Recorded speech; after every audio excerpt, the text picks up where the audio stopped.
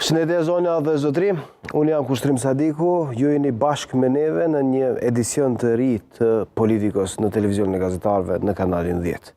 Emisioni sotëm është një emision i jashtëzakonshëm, po e themi jashtëzakonshëm marrë parasysh përmbajtjes të cilën do të kemi mundësi të ndjekim, por edhe rrëfimit që do ta shoqërojë atë. Në fakt sot kam ftuar një nga ikonat e fotografisë, një fotogazetar i cili për rreth 10 vite ka qëndruar në Ballkan, edhe atë gjatë periudhës më të trisht të Ballkanit, përfshi këtu vitin 1992 deri në vitin 2001. Mysafiri i sotëm është fotograf që vjen nga Zelanda e Re dhe fotografitë të cilit janë plasuar në mediumet më të rëndësishme ndërkombëtare, duke përfshirë këtu New York Times, Newsweekly, ka bashkëpunuar me agjensitë më të njohura ndërkombëtare, të cilat kanë plasuar dhe kanë distribuar lajmet. Emri i tij është Goddard, vjen nga Zelanda e Re dhe në fakt që nga përmbyllja e luftrave të ish-Jugosllavisë që nuk kupton nga përfundimi i luftës në Maqedoni, ai nuk ka shkuar më në Zelandë të Re, por ka vazhduar të qëndrojë në Kroaci. Në Kroaci ka hapur një ekspozit, një lloj muzeu, një muze që përfshin gjithë fotografitë e luftrave që janë shënuar në Jugosllavi gjatë viteve 90 e deri në përmbyllje.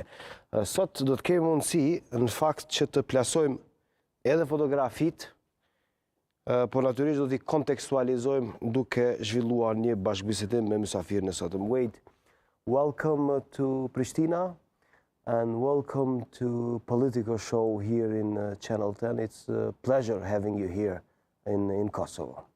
Thank you, Kustim. It's an honor to be here, and I thank you for the invitation. So this is your first time here in Pristina since you left from during the time when the war finished, right? That's correct. I think my last trip to Kosovo may have been 2001. 2001. Okay. Yeah, that would have been about the last time I was here. There was 2001 was the war in Macedonia. That's correct. I was covering that. You were covering. I probably also passed through here as well at the same time that I was covering that, and there was also some problems around that time on the border with Serbia. I can't quite remember the name of the region. There was some border scuffles at that time as well. The problems with Serbia are still ongoing. I'm aware of that. So that is the same situation. But how did you see any changes from that time here in Pristina? I'm still in awe as to the differences that have occurred in the last 20 years.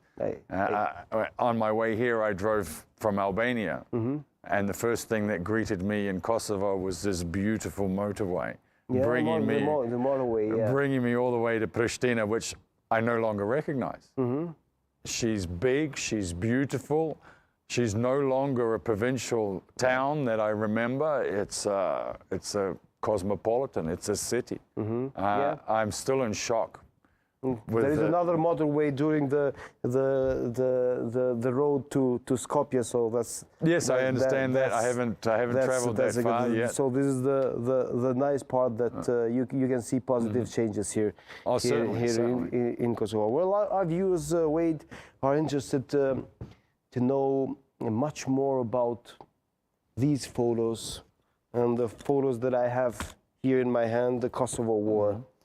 But before we go to speak about the photos, to speak about the Drenica Valley, the massacres that happened during the time of war in 98 or 99, I wanted to ask you firstly, how did you come here in Kosovo during the time of 90s? Because you were all the time here, exception was the Rečak massacre that you weren't here.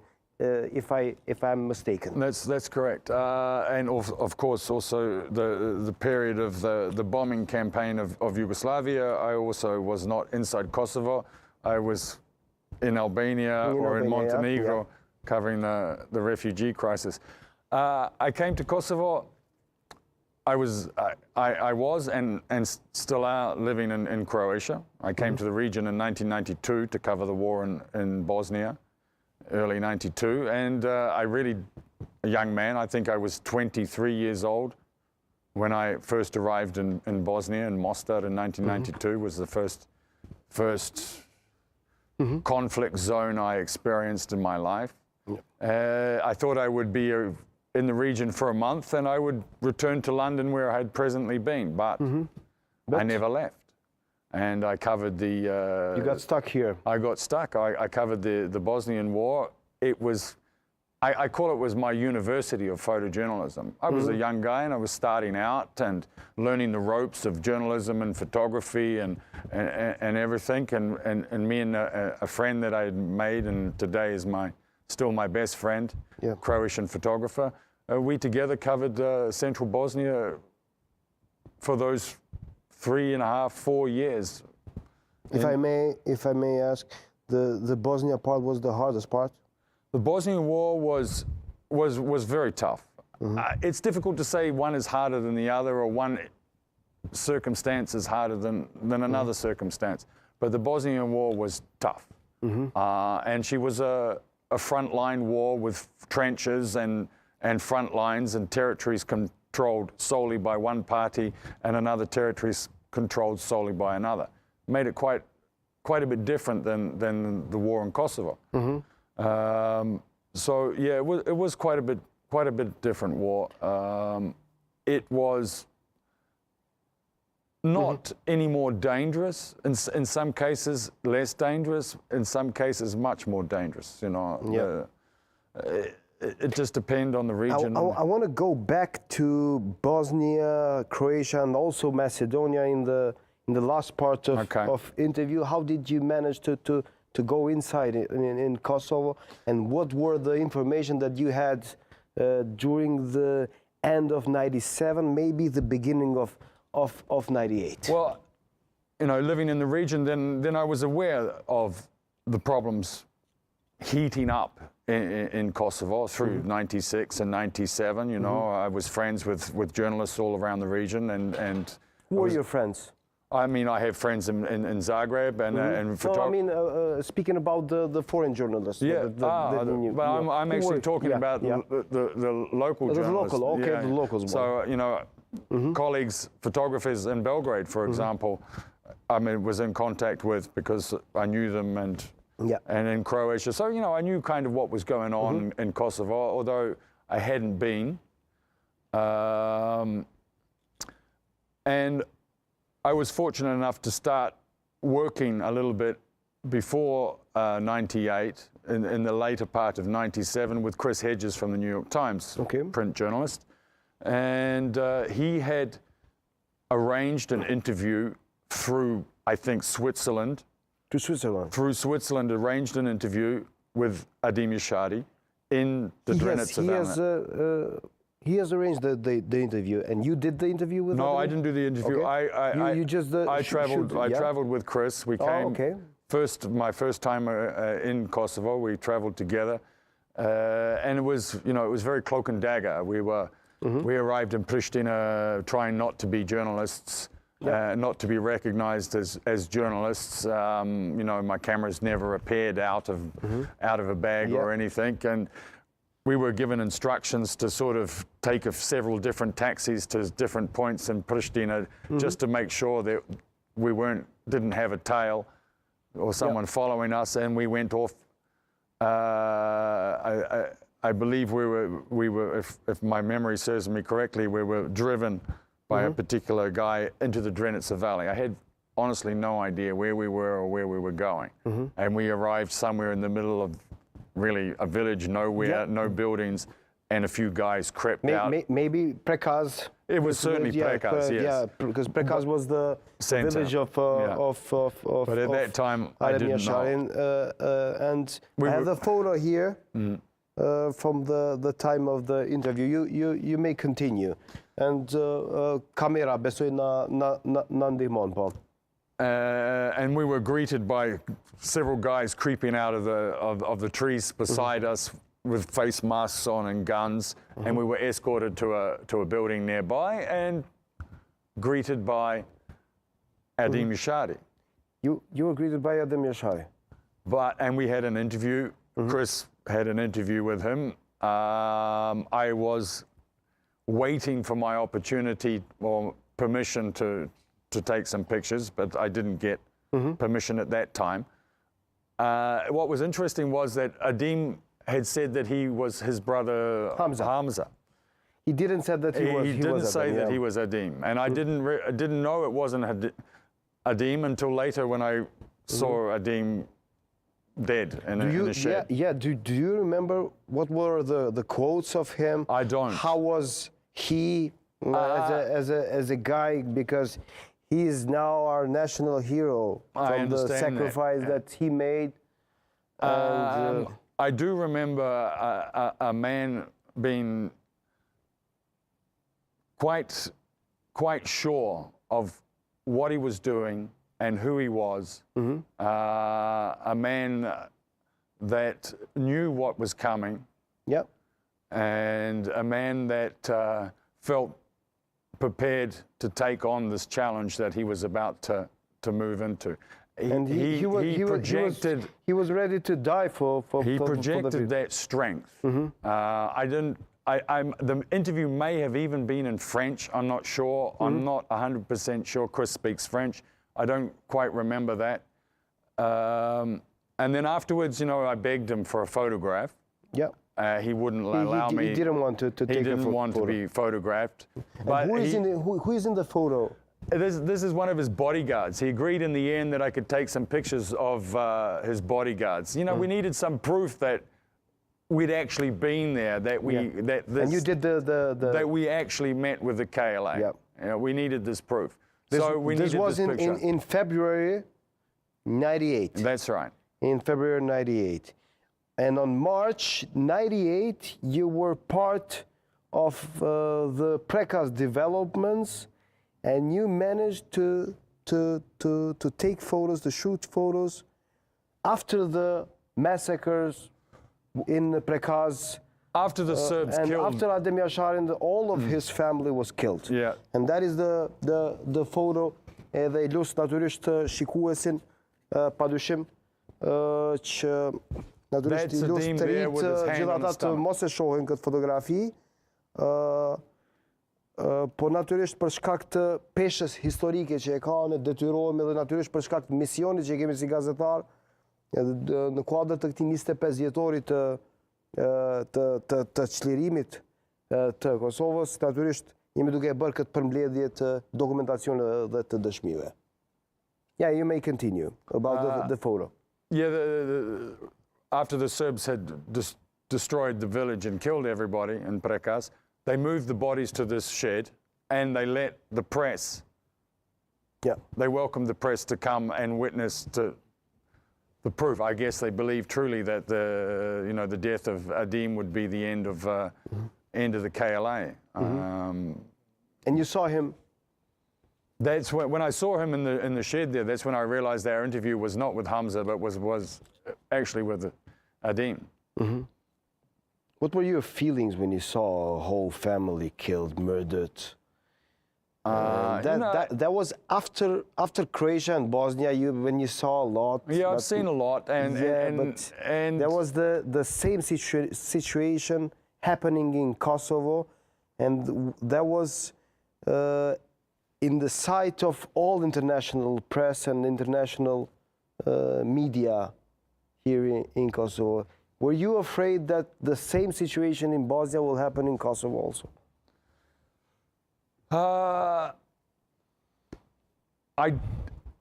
I knew there was going to be a war. I wasn't sure exactly how it was going to play out. The strength of the Yugoslav army against a guerrilla force that was lightly armed. I mean, the KLA at that point didn't have any artillery. The most they had was basically they didn't have nothing. They didn't have anything, Kalashnikovs and a couple of RPGs here and there. And if you're going to go up against tanks and artillery, you need a bit more than that. But it very quickly established itself as a guerrilla-style warfare, hit and run, which of course was the best tactics for the KLA. That was something they could win. In a face-off battle, one-on-one with front lines, they wouldn't win against tanks and artillery. So this was the best tactics for them. Where were the photos exposed in that time? The photos of Jashari massacres? On which media, international media, and what were the reaction if we can go back in that time? Well, my work at that time, that was exclusively for the New York Times, but also it was available afterwards through an agency that I was working with. So some of it went to other publications after the New York Times was done with it, 24 hours. What was the reactions? I don't know what they were talking about in New York. I was busy working on the next day and the next story. Once the picture left my computer and was satellite fed to New York, that was the end of my job concerning that picture. What happened to it after that, I have no control over, and I was busy working on the next one. So I really don't know, but it certainly picked up speed, the story in general. Lots more international press started to arrive, especially after Prekaz. After the Prekaz, So, the reaction was, oh my God, another Balkan war. So everyone was expecting another war to happen here in Kosovo, and maybe another reaction from the international community. Not like in Bosnia and in Croatia. Well, for sure. I think everybody would actually hope that it wouldn't be drawn out as long as it took the international community to get involved in Bosnia. Nobody would wish it to take that long. 3.5 years of war, nobody really wants to fight for that long. How do you remember the Kosovars during that time? Maybe you have met journalists from here, from Pristina, and also in the Drenica. What was the situation and what was the feelings of the locals during that time? It was a kind of a strange war in a sense that you would go out to Drenica or somewhere there where a village had been hit or destroyed the night before, and then come back to Pristina and go to the restaurant, and after you filed, you had restaurants and normal life, and people were out in the streets and doing their normal things and coffee bars and stuff.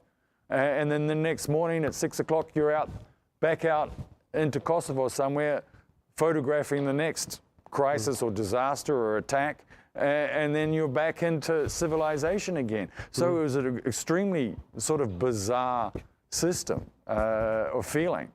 One place is getting smashed, and a few miles away, teenagers are out in coffee bars. There was an atmosphere of fear and tension that could be felt throughout Kosovo.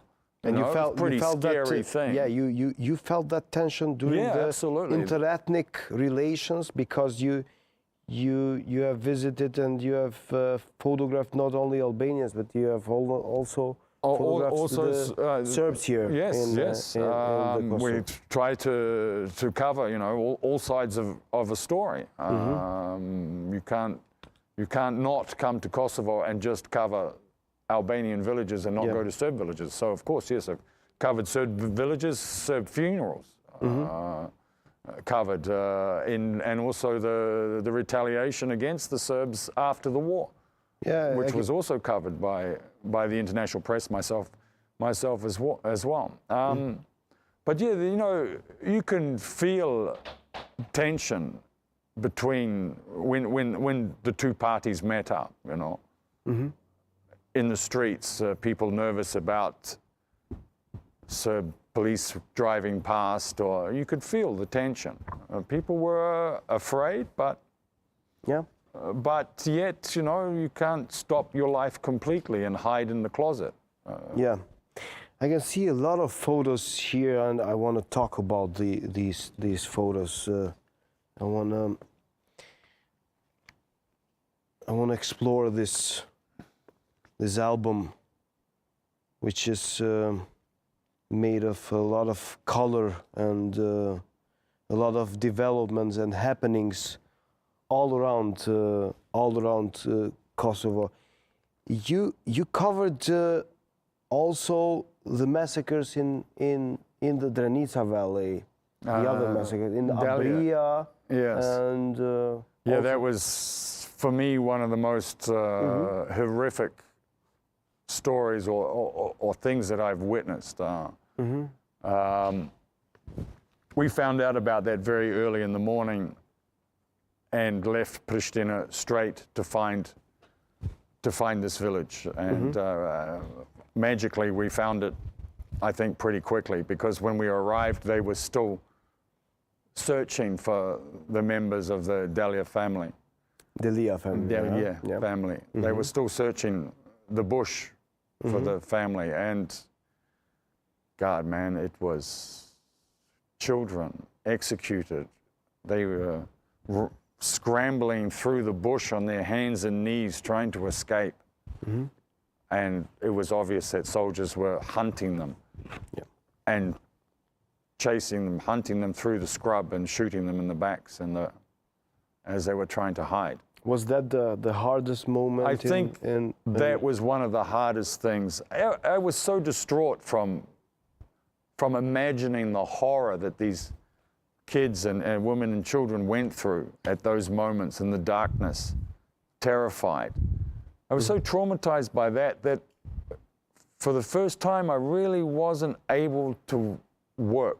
I wasn't able to think about picking up my camera and thinking about composition or light or movement or what's going to happen next or where is the best angle to frame this from. I sat there for a long time next to a local man and smoked a cigarette in horror. And after some time, I remember saying to myself, for God's sake, get up and do what you're supposed to do. Do what you're here to do. And I remember forcing myself to get up and start to think about what I'm looking at it and what am I supposed to do with it. And I didn't work as technically or professionally as I know how. I really just lifted the camera, took a few frames. We were showing some bodies that were hiding in the bush. And, you know, again, I didn't find the right I just documented a few shots. I still can't really believe how horrific that must have been for those people. I mean, that wasn't a case of accidental shelling. That was a hunt, a hunt for bloodlust. It was horrific. Who helped you in the field when you took those photos and when you visited the mass graves or the massacres that were happening in not only in Drenica but also in other places? Who were the locals? Was KLA helping on that, documenting and sending the information and the photos and the videos with the international media? No. Or there were the fixers or journalists from We had Kosovo? fixers, and nobody talks about fixers anywhere near the amount that they need to be talked about. And we had, at the New York Times, we had the most fantastic guy, Birol Uçan. Yeah, Birol Uçan. Yeah. Birol Uçan. Without him, he's a colleague of ours. Yeah. Yes, well, the New York Times wouldn't have had anywhere near the information or the material available without that man. He worked tirelessly behind the scenes, keeping in contact with all his contacts throughout Kosovo. He was being fed information from regions, people he knew. He scanned newspapers, he scanned radios constantly to keep updated as to the latest things going on. And if it wasn't for him and his work, I wouldn't have those pictures, you know. Yeah. We might have turned up, but it might have taken us 2 more hours to get there.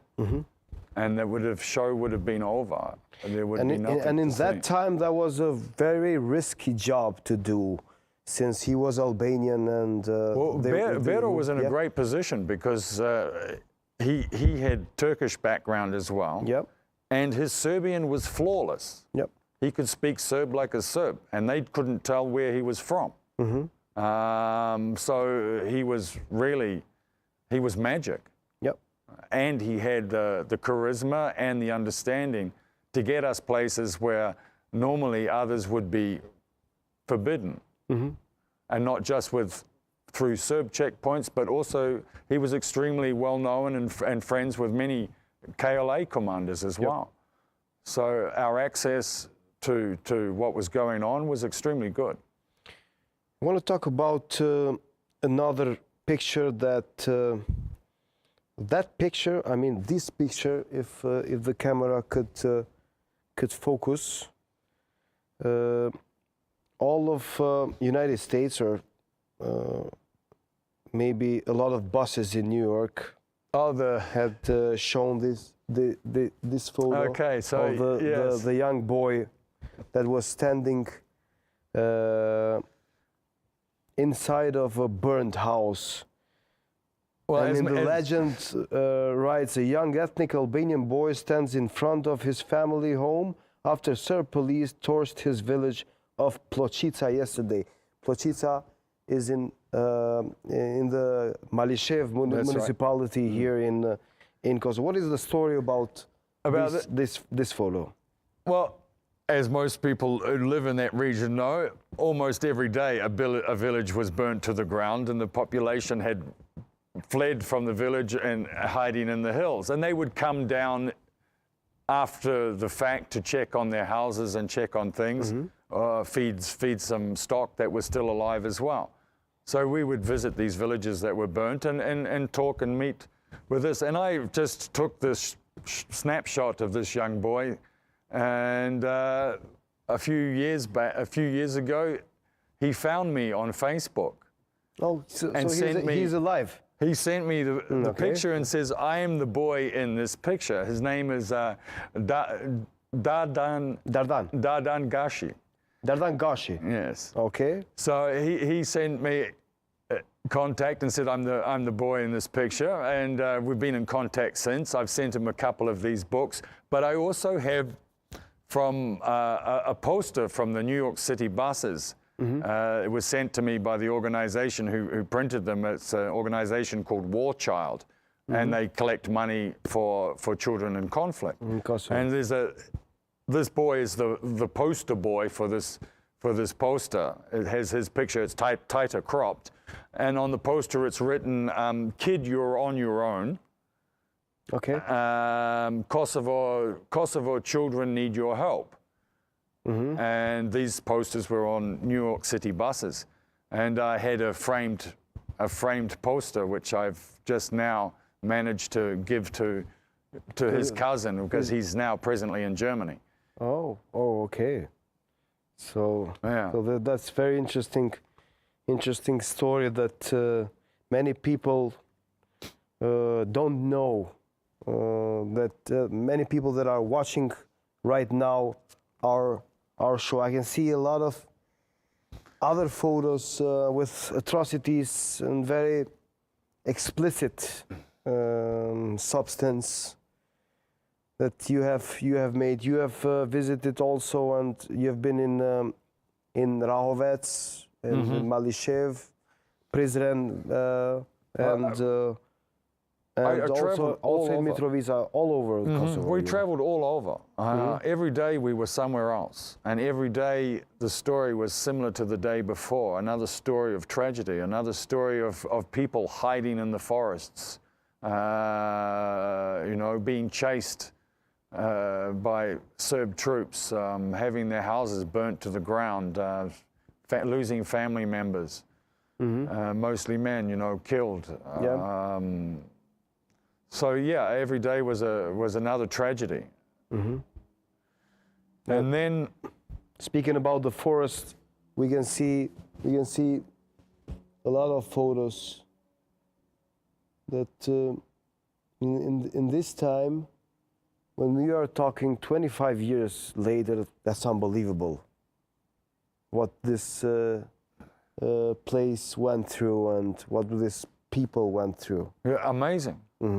Amazing. It's amazing that they're mentally capable of continuing after some of the horrors that these people faced.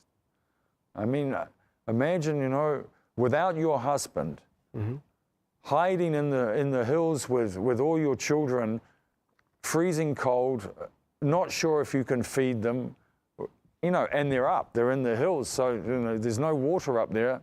They have to carry every day, go back down to their village, which would be dangerous, get water and bring it back up into the forests again.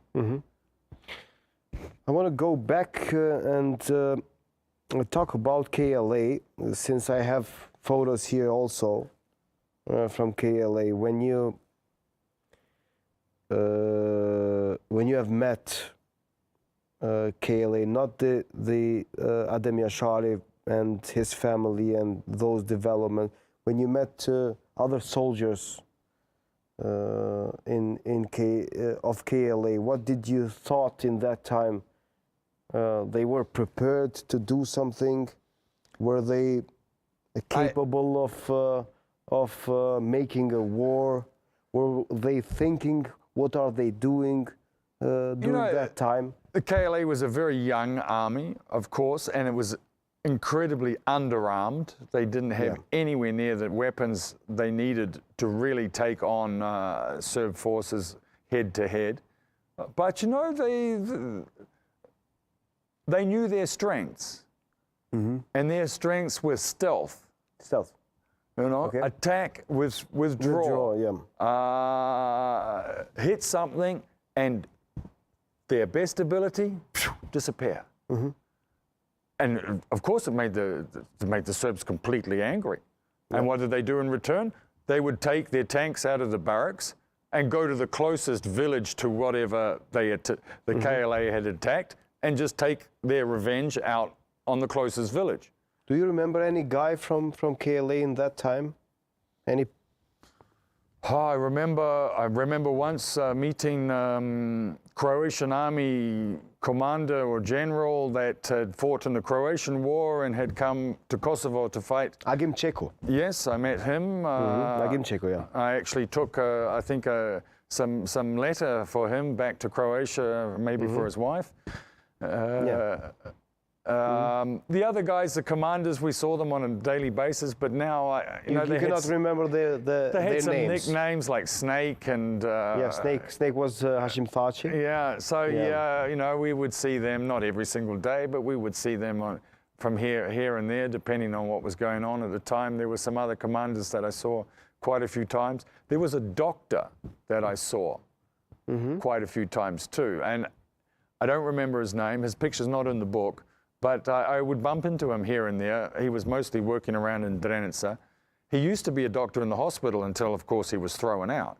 And he was just volunteering and going around looking after everybody he could look after. I think he had like a small mobile clinic, and he would go every day to a new village and do what he could with what he had.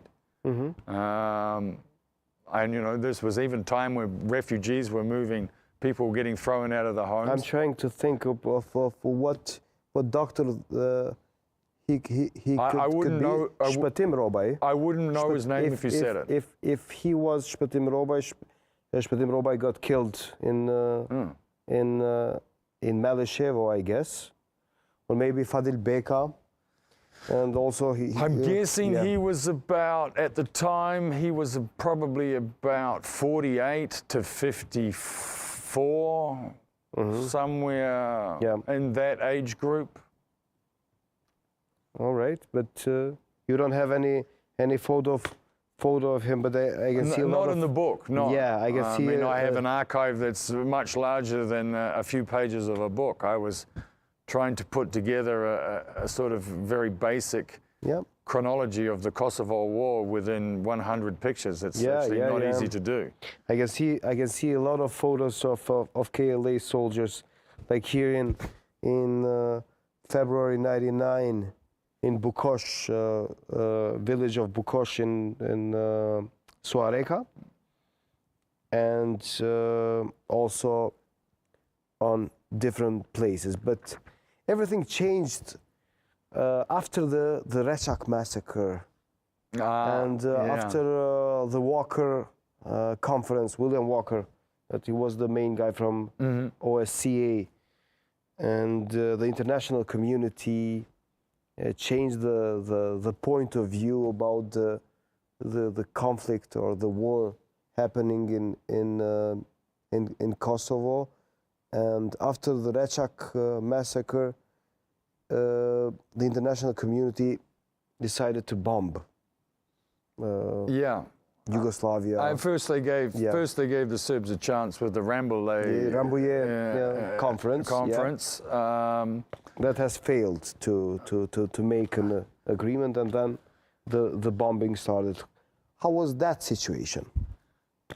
Well, you know, right up from Rambouillet, the collapse of Rambouillet. Actually, the picture that you looked at before of the KLA listening to the radio, they're listening for the results of Rambouillet. Let me just go back. So from the Rambouillet right up until the first evening. This was the picture, right? Yeah. Soldiers listening to these soldiers, they're listening to the radio about news from Rambouillet, whether there's peace or not. Were they expecting something? They were waiting for peace. For peace, yes. I remember talking to them about it, and they were hoping that they would come to an agreement. Because I'm pretty sure they were aware if they didn't, what was the next step was, you know, intensifying conflict. Yeah. So as for myself and some of my colleagues, you know, we became quite nervous about what will we do as photographers or as journalists here in Kosovo if Rambouillet fails and if NATO goes ahead with its planned bombing campaign. What will I stay in Kosovo or will I leave? You know, I personally didn't know what to do. And when you got the news that only the Albanian side was constructive in the Rambouillet conference and the Serbian did not sign the document, what did you thought in that time? Well, honestly, I didn't expect anything different. You didn't expect? You didn't expect any peace agreement there? I went through the whole of the Bosnian War with many peace agreements and many things that never eventuated. They ended up with Dayton. At the end, yes. Only after you took territory off the Bosnian Serbs. That's the only reason they signed. They were losing territory hand over fist. The reason they wouldn't sign was by signing they would lose territory in the peace deal. So not until they had less territory than the peace deal would give them did they sign. So, you know, and even there was, remember there was in Bosnia, there were lots of ultimatums sent to Milosevic through the international community, ultimatums for this and ultimatums for that. And, you know, he made a mockery mostly of those ultimatums, either by putting them to a referendum at the time or just ignoring them anyway. So I didn't really expect anything more out of him this time. And I often wonder if he truly believed that NATO would actually bomb. You know? Maybe he was calling the bluff, which didn't seem to be a bluff. It wasn't a bluff in the end. But for ourselves, you know, I was quite nervous. You know, will I stay? Will I stay in Kosovo with, you know, a bombing campaign? How will the Serb authorities react now that NATO is bombing them? How will they treat or respect the international media? Will we be all rounded up and put in prison? I work for the New York Times. Yep. Serbs are getting bombed by New York. Yeah, or Washington, by the Americans. By the Americans. So I was for a bit. I was quite nervous. I wanted to stay, and my colleague that I was working very closely with, Ron Heviv, he also worked with me for Newsweek. So we were both working for the same publication. Ron had previous problems with Arkan, the notorious. War criminal, yeah. Right. So, and he was wanted by Arkan and had a death sentence, let's say, on his neck by Arkan. There is a famous photo that he has made, and the photo from Bijeljina from Bijeljina, the iconic ethnic Arkan cleansing. soldier kicking a Bosnian victim. Yes. Yeah. So that's the picture that Arkan put a death sentence on his head for. And what happened after? Well, he actually, Arkan said on state television that he looks forward to the moment that he can drink the photographer's blood. You know, he was extremely angry about this photograph and felt used by Ron because Ron had sort of sneaked, sort of tricked him into letting him work with Arkan soldiers, and then managed to hide this film and get it out of Serbia to Paris, and it was published. But so we were in Pristina together, and on the evening of the bombing, we heard rumors that Arkan had come to Pristina. Now, that was in before the bombing? This was the same day as the same day. And we had heard that Arkan had come to town. There were rumors about it. So I decided also, okay, Ron needs to leave Pristina, because if Arkan sees him, he'll recognize him, and that'll be the end of Ron. And it was also my excuse to say, okay, now I don't have to decide whether I'm going to stay during the bombing or am I going to go out. I'm going to take Ron out of Pristina. We went to Belgrade. And we got to Belgrade, we went to the Intercontinental Hotel, only to be confronted by a Serb colleague, photographer, who came up to Ron and said, "Ron, Arkan's in the restaurant. Arkan's in this hotel." So Ron very quietly... He managed to go back into the same restaurant that Arkan was in Belgrade. We fled Pristina because of Arkan, only to find him in Belgrade in the same hotel that we were planning to stay. How did you escape? Well, Arkan hadn't seen him in the lobby. Ron very quickly signed his other name into the register. He had another name. Yes, officially he changed his name because of Arkan's threats. He registered, got his room, and then hid in my room for 2 nights until Šešelj threw all foreign press and foreign media out of Serbia. And then we went to Croatia, and I ran all the way around down to Dubrovnik, back into Montenegro, and then up to the border of Kosovo again, and started working again on refugees fleeing out of... That was for the Kukas. No, that was the first in Montenegro. Okay. From The other border, Yeah, first we worked up there. And Kosovo. And ironically, that is the same hotel that Arkan got killed. Yeah, Intercontinental. He got killed before the 5th of October, before the happenings or the developments in the October of 2000. Yeah. When opposition got the revenge for Milosevic, and Milosevic regime has managed to fail. Before going to the crisis of the humanitarian crisis in Kukas, and also in Macedonia. I wanted to ask you, because you are a professional and you have managed to take photos for 7 or 8 years during the Croatia war, Bosnia, and also Kosovo. I wanted to ask you something personal. How did you manage to settle the emotions, and have you managed to be completely professional, or maybe in some cases to help people, civilians here in Kosovo and also? Always, if I'm the only one around that can help, that's what I do first.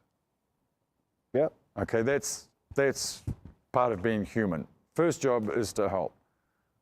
But my job in the war zone is to record. There are other people who have jobs for humanitarian crisis. They're professionally trained. They have the logistics for that. That's not my job. Mm-hmm. If somebody needs help in front of me and there's nobody else to do it, then that becomes my job. But when it's concerning masses of refugees, my job is not to supply food to them. My job is to... Were you on those situations sometime here? I remember in Kosovo during the war, mm-hmm. A village that was burnt to the ground. The family had come down from the mountains, maybe to feed their stock or animals, or pick up some water. I'm not sure. And there was a mother with 2 children. One was a young boy, maybe 10, and the other one was a younger girl. She might have been 4 or mm-hmm. 3, 4, maybe not older than 4. And she had burnt herself very badly on one foot. She was barefoot, and she'd obviously wandered into the burning coals of a building, mm-hmm. And her foot was a balloon. Yep. So it needed immediate and serious medical attention. Otherwise, she was going to lose her foot. Mm-hmm. And I was working with journalist Jane Pelez from New York Times, mm-hmm. and she was also... Do you have photos for I'm not sure if I have photos of the girl. I think there's a picture on there, but I'm also, again, not sure if it's exactly that same village or not. Mm-hmm, okay. I would have to look deeper into my archive to know if I still have this. Anyway, so we begged this mother to allow for us to take all of them to the hospital or to Pristina, and she was afraid. Terribly afraid of going anywhere near Pristina or Serbs, and the hospital was definitely out for her. There was no way she was going to go. Mm-hmm. And then we tried to negotiate that maybe she can leave her son behind so he's safe with other members of the village, and we just take her and the daughter. And it took some quite convincing, but she definitely wouldn't leave her son behind. And we managed to find a doctor in Pristina that was private somehow and would see them privately at his own residence mm-hmm. in Pristina. We made lots of phone calls. This is again Beryl. Mm-hmm. And we put them in a car, which is a little bit against the rules that we're allowed to do. You know, we're a press, and we're allowed to transport in our vehicles ourselves and our fixers, and not really anybody else. Mm-hmm. We're not really allowed to transport anyone else around, especially soldiers, but also civilians. That was dangerous it was dangerous for us. It was dangerous for them as well. But it's also, you know, against the rules, mm-hmm. Or against part of the accreditation that we were supplied. But we came to a Serb checkpoint, and we had some problems with the Serbs. They were very angry that we were transporting mm-hmm. these mother and son. Mm-hmm. And after Jane got extremely angry with the police, and eventually the police gave up and let us pass. Perhaps if it wasn't Jane, and perhaps if it wasn't the New York Times, it might have gone another way. But in the end, we got her to Pristina, and we got her to a doctor, and I did hear later on that the child didn't need to lose her foot. No. So, you know, So yeah, it happens sometimes. You're sometimes in a position where you are the only one that can help, and you do. Were you in those positions in Bosnia or in other not so much. No? Not so much. Not yeah. so much. There have been, I know colleagues also, they've been in a position where mortars have gone off right next to them, and they've been the ones having to transport wounded people directly to the hospital. There is another photo. I want to talk about the bombings, but since I can see a lot of photos here, there's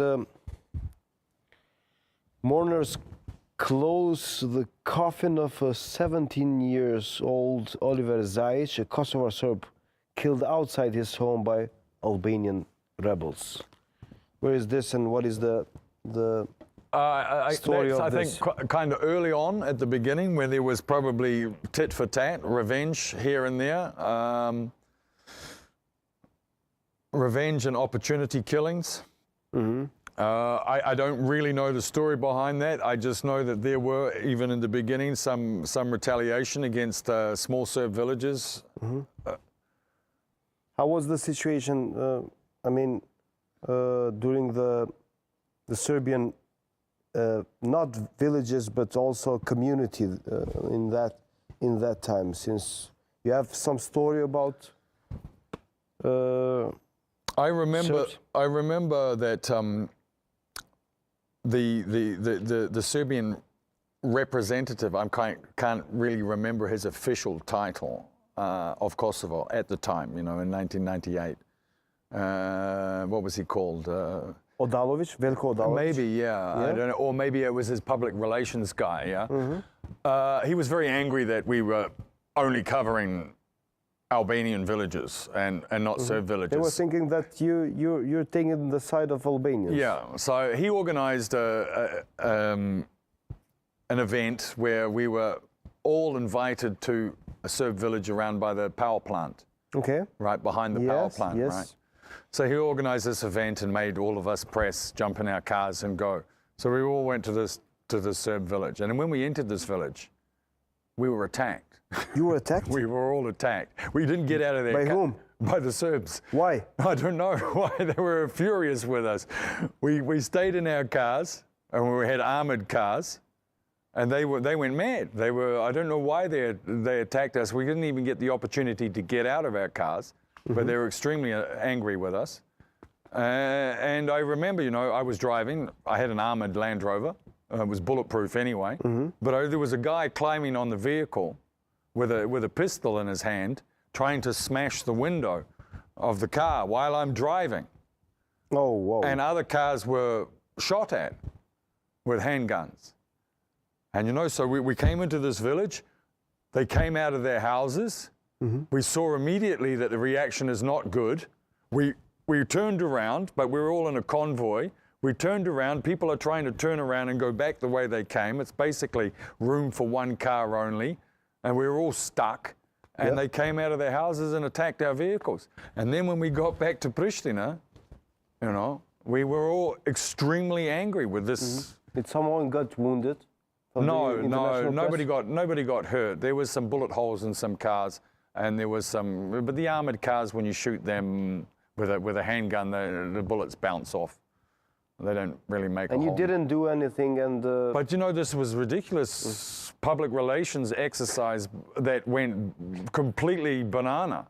Maybe he didn't know what was the situation. He probably didn't inform the villagers that we were coming. And all of a sudden, there's 20 press vehicles rolling into a Serb village. I don't know, but it was a public relations disaster for this Serb representative. So I want to talk about the period of the bombing, also.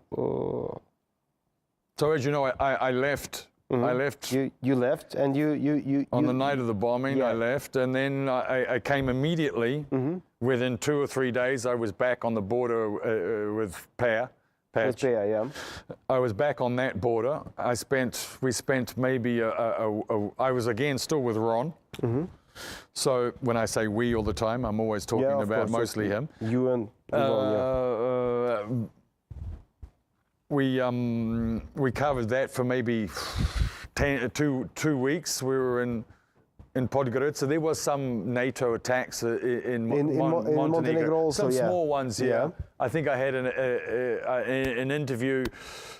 I was a photographer for an interview with Djukanovic as well at the time. He was an opposition leader, Djukanovic, at that time, yeah. Oh, was he? Yeah, because Bulatovic was in power. Yes. Yeah. So I remember doing that, and then we decided we'd go to northern Albania.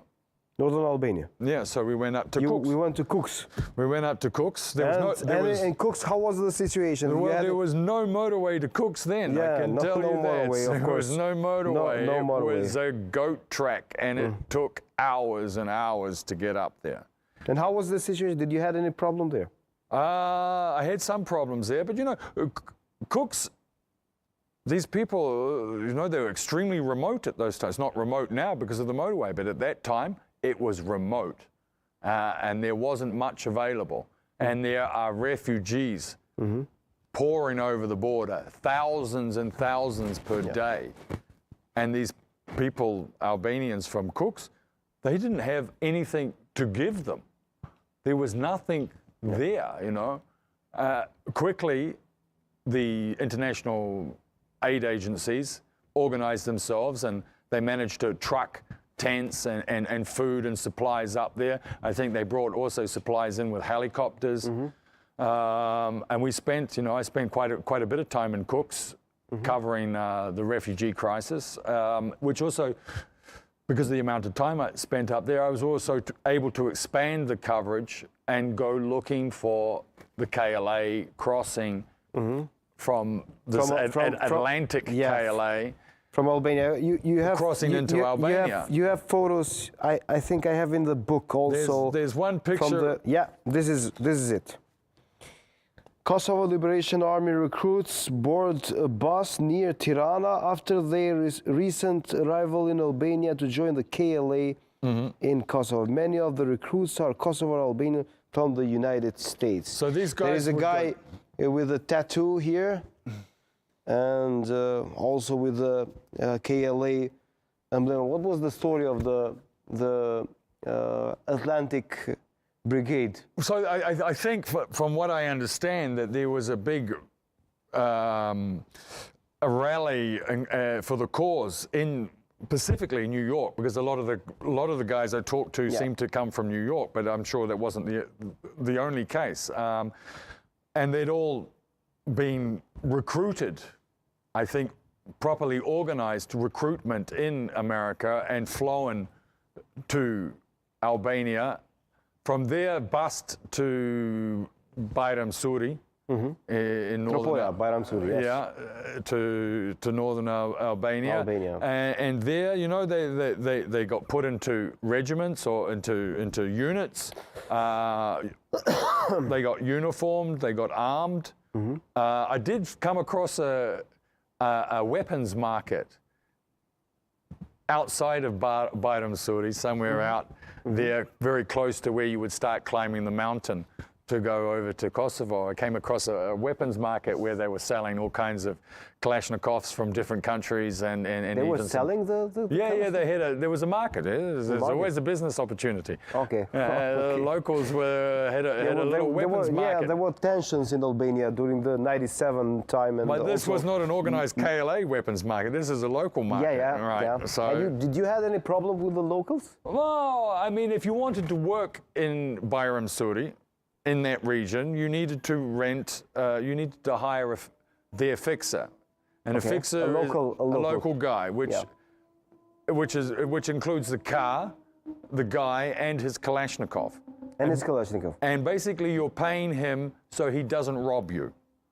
All right. And as soon as you've stopped paying, yes, it is. But it worked, It was $250 a day. It wasn't cheap extortion. Yeah.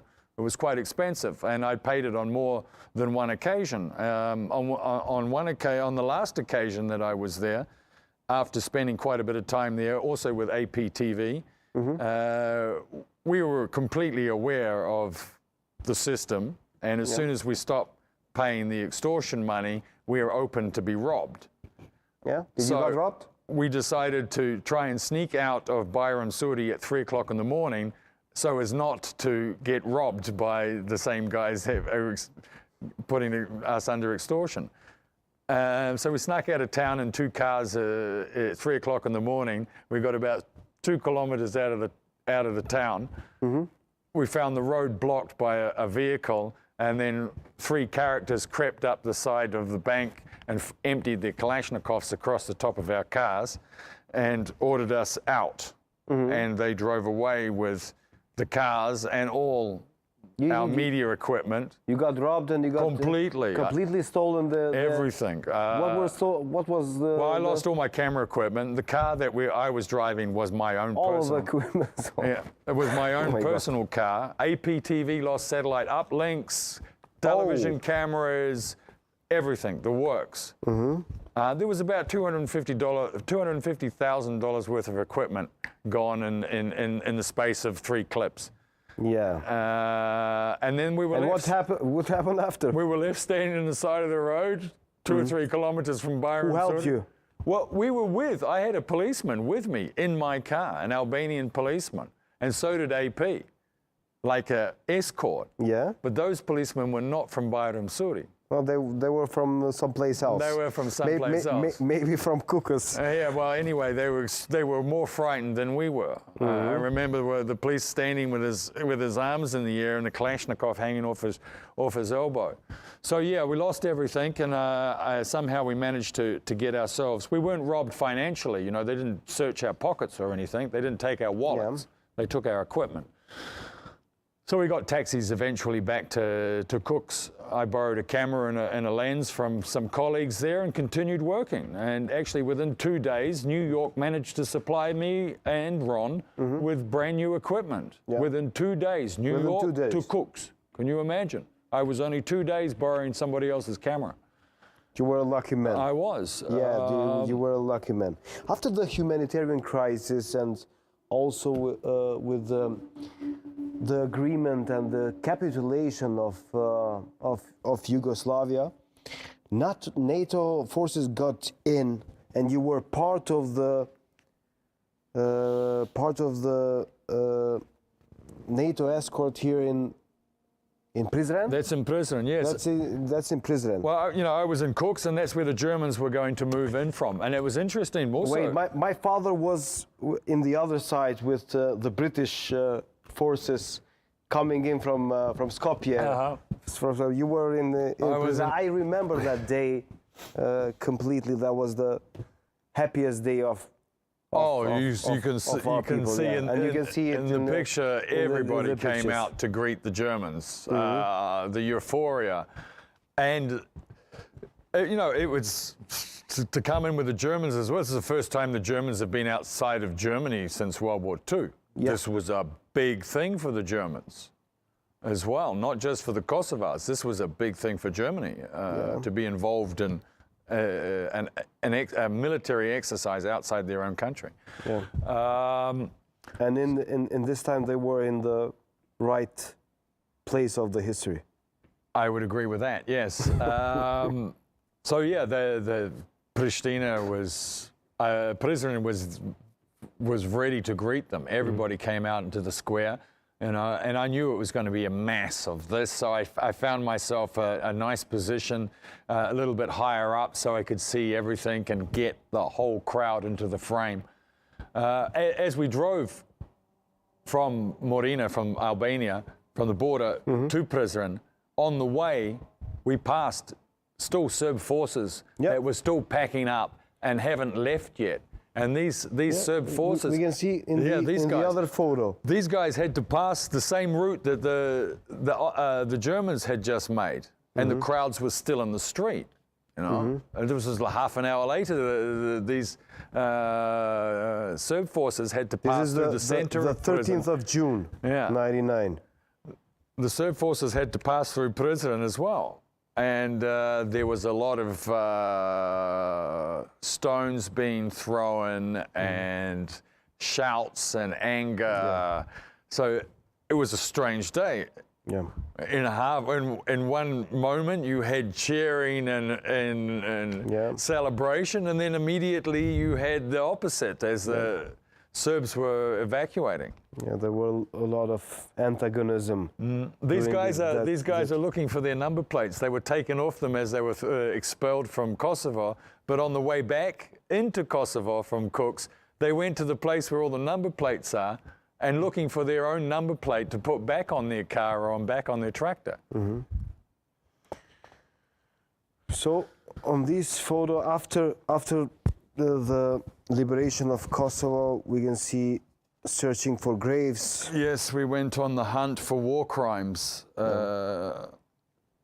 This is in Suareka. There were a lot of atrocities happening there. There are still a lot of people missing. Yes. Yeah. And there were skeletons and bodies being found all the time. All the time, yeah. You know, you could walk into a village that had been trashed, into a burnt-out house, and find skulls and bones. And I found a skeleton in the backyard of somebody's house. I think in Đakovo, I'm not quite sure where, but you know, he'd been shot and left out there, and horrific. I can see a lot of unbelievable images, and after the war, there were happenings, bad happenings. Well, there was retaliation. You know, in the Serbian villages also. Yeah, there was retaliation. It's to be expected. If there wasn't retaliation, I would be amazed. You know, these people, their houses were already burnt to the ground. They had nothing, so they went and retaliated against the Serb villages that were abandoned. This is in Grace. Graz and Lipian. Yeah. These people had come home and they found nothing in their houses. They went to the neighboring Serb village and took everything and burnt down the Serb houses. Yeah. And there was weeks of that going on.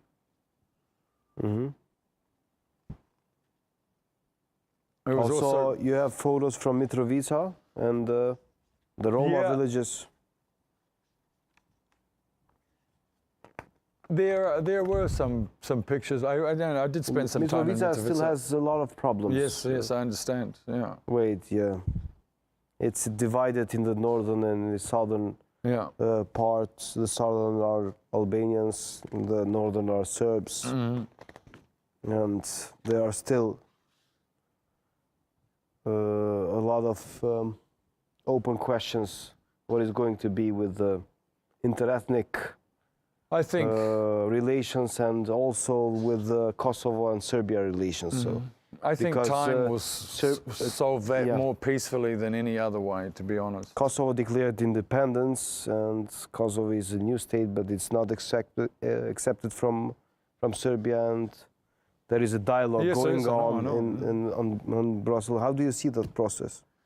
I think time is the way that solves it. I know that is for Kosovo, even in itself, a difficult thing. You know, why should we wait any longer? I mean, and that I understand. I don't have the political solution for Mitrovica. Not only Mitrovica, but also Kosovo-Serbia relations. Croatian-Serbian relations are not perfect either. There is a lot of hatred between. There's unsolved issues. Particularly missing persons, and there will continue to be issues for some time. They are not now encroaching on anybody else's territory or anything like that. So the situation is probably better than it is here. But you know, when you go to war when there's a war between two groups, it takes some generations to iron out those animosities and problems. I can't expect that the Serbs will recognize Kosovo anytime soon. No. It would take a dramatic shift in in Serb politics to come to that. Yep. I don't see at the moment that they have any reason to do so.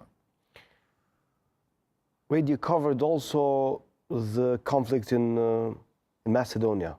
Yeah, there was during the 2001, and that was the end of period that you managed to cover all of the conflicts in the ex-Yugoslavia. Yeah, I didn't cover Slovenia, and I missed 91 in Croatia. wasn't a conflict, a direct conflict. Yeah. Even the Slovenian had some days of developments there. Yeah, I think Macedonia was different kind, but it was softer than in Kosovo. Oh yeah, yeah. No, it was completely different. Yeah. It was I think it was and a the international political community was wiser. Yeah. In Macedonia. I think it was a political question about voting rights. How did you? Yeah, not voting rights. It was all of kind of rights, because I've lived there, and Albanians were people of the second hand there. Even the yes, Albanians of course. were 25% there, and they had no rights. Yeah. But how did you saw the? I saw it at the very beginning. You were in Tetov, right? Yeah, but at the very beginning I saw it as a possibility for something wider, but then I think very quickly it was obvious that it wasn't going to go into a major conflict. I was there just to record what was happening and what I saw. I didn't think too much ahead of that, and to be honest, I was quite pleased that it didn't explode into something more. I was pretty burnt out myself, personally, emotionally, by that time, and I was looking forward to some peace. Yeah, to end that kind of period. What were the differences between Croatia, Bosnia War, and Kosovo? Well, in firstly, your point of view, the Croatian War, from personal experience, I didn't experience the worst of it. I came in 1992, and there was already a UN ceasefire throughout Croatia. Croatia didn't control all of its territory. There were still some skirmishes here and there. There were some actions like in Maslenica Bridge and some other developments. Did you cover the Vukovar? No, because that was in 1991, and I wasn't here until April '92. So I missed all of that. Bosnia was, Bosnia. What about the Oluja? I did that. You did Oluja? Yeah, there was another one offensive before that, Flash, which was about the eastern part of Ukraine. It wasn't Ukraine, but yes. So there was that. That went quickly. I mean, these were organized events.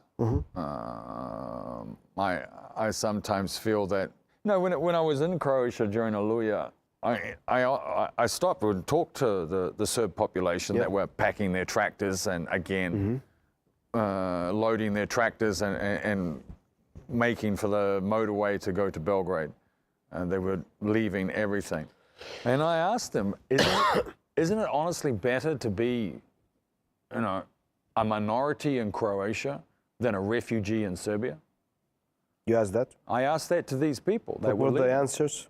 They said, we don't want to go. We don't want to go. We don't want to go. Our Serb police force is making us go. Wow. And I asked several, that was my question of the day. And that's the same answer I got all over. All Serb police had encouraged their entire population that they had to go. Now, why they had to go, where that directive came from, I don't personally know if that came from Belgrade or if that came from Zagreb. I don't know. But I know that most of those people did not want to go, regardless of the fact that it was now under Croatian control. What about Bosnia? Bosnia was hell. I mean, Bosnia was tough. Bosnia was miserable. And it wasn't just Bosnia was miserable because of the Serbs. Bosnia was also miserable because of the Croats. The Bosnian Muslim War, particularly in Mostar, was as brutal as the Serbs surrounding Sarajevo. I think per square meter, more grenades fell in Mostar by square meter than they did in Sarajevo. Yeah. Sarajevo is a big city, and Mostar's tiny little enclave, and they shelled the shit out of it. Yep. Life was really tough. Bosnia was very hard because in Bosnia didn't fought only Muslims and Serbs. Also the Croats got involved. So this is what I'm talking about. Yeah, you know, I covered Mostar quite extensively, and Bosnian and Muslim regions within Bosnia. Not so much on the Serb side. I went once or twice on the Serb side in Bosnia, but I mostly concentrated on the Croat Muslim enclaves and territories in Bosnia and Herzegovina. But you know, during the Muslim-Croat war in Bosnia, in Mostar, things got so bad that there were no lighters. They had control of the cigarette factory in Mostar, but they didn't have a light to light a cigarette. They'd used them all. A lighter was gold. Cigarettes was a currency. Everybody was paid in cigarettes. Everybody used cigarettes as a currency for exchanging for any other goods that were available, mostly not. There were no more candles left. There was no electricity, no water, of course. Water was trucked in on a daily basis, pumped straight out of the river a few kilometers up, and distributed with a water truck, with buckets, people coming with buckets and filling them up under mortar fire and sniper fire in all directions. It was hell. I mean, and Sarajevo was also horrific hell, a daily abuse, a daily war crime. It was, you know, you lived and got shot at and bombed on a daily basis. Yes. You know, in Kosovo, Pristina, there was no artillery falling on Pristina. Pristina didn't have there were no snipers up on the hill picking off civilians, you know, walking through the streets. Bosnia was hell. Let's go. Pardon your French. Pardon my French, but it was the only appropriate word to use. Yeah. You're a journalist, so it's allowed, but we can make the beep. You can beep that. Yeah, we can make the beep there. Yeah. So you have managed to end up the career of a war photographer during the time of 2001, maybe 2000. Yeah, that's you didn't attend any war. You know, before that, there was a peaceful time there for Iraqi or Afghanistan. No, Afghanistan was 2003. Yeah, and I was confronted what to do. I have on one side Afghanistan. I haven't been working maybe for a year, not really working. You were not interested. So. And, you know, I would have to again fight my way back up to New York Times to get to that level again and get to that. And it would be expensive and time consuming. And Afghanistan, chicken and rice and idiots with guns that aren't even drunk. At least here, you know, I can communicate with Serbs, you know, but there I didn't know.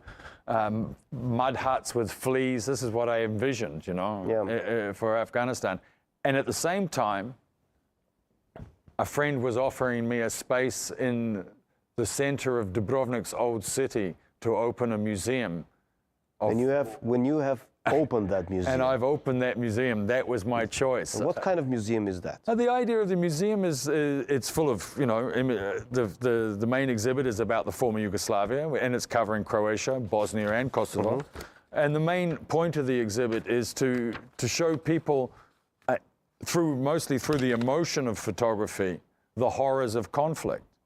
So I'm using photos from world-leading photojournalists, as Ron Haviv and Alexandra Bula, Christopher Morris, all these great names from the 90s, using their images to show, you know, the reality of war. Most people who have never had war touch them think that war is something like what you see on a movie or a TV, you know. And until you see, this photography where normal people are somehow able to connect with somebody in the image, it might be a father connecting or a mother understanding the pain and suffering of what she's seen in the photography. And this connection is the way to get people to understand what war is really about. Do you have a Kosovo section there? Yeah. Kosovo is part of the Yugoslav exhibit. Yep. Yeah, it's Croatia, Bosnia, and Kosovo. So it's in the city center square. It's in the center of the old town, just off Stradun, the main street. And I have That's a good information for all the viewers that are watching right now. The last question: how do you balance the pain you captured with the hope for a better future? I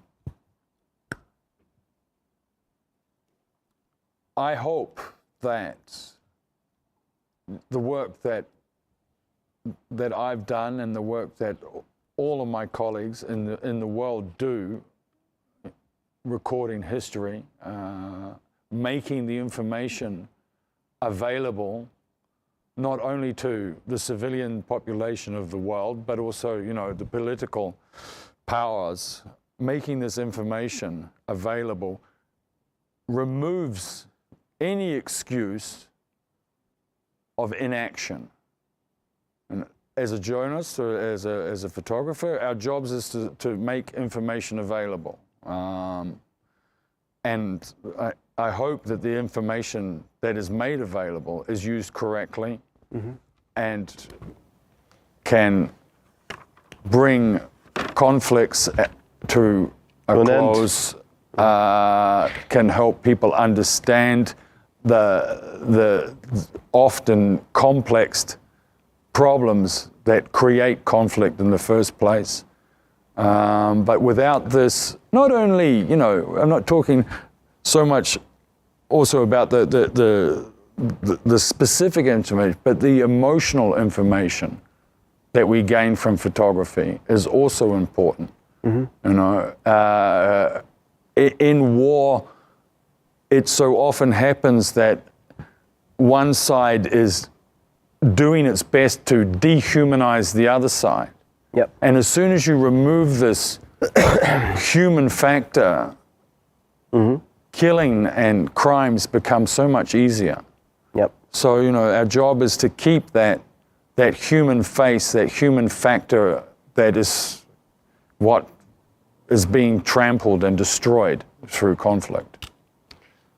Wade, it was a pleasure talking to you during this very, very special and touching interview for me. Thank you. Hope to see you soon in Pristina. Well, thank you so much for having me here. Thank you very much. It's been an honor. Thank you very much.